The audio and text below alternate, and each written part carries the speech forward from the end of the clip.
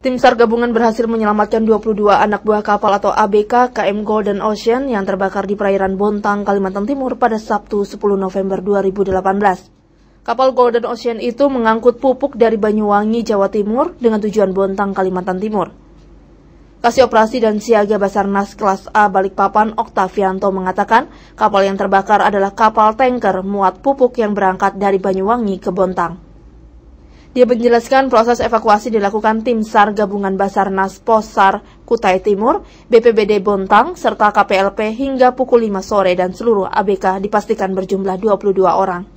Saat kejadian, seluruh korban diamankan di kapal tugboat Windshield yang kebetulan membantu proses evakuasi dan jumlah ABK sesuai dengan manifest yang ada di KM Golden Ocean. Proses pemadaman masih berlangsung di perairan karena memang api masih berkobar di atas kapal tersebut hingga ditarik ke dermaga terdekat. Menurut Okta, kapal naas itu dinakodai oleh Step Henshaw MMP bersama dengan 21 ABK. Dengan selesainya proses evakuasi, operasi SAR gabungan penyelamatan korban kapal terbakar di perairan Laut Bontang dinyatakan ditutup dan tim SAR kembali dengan kesiapsiagaan.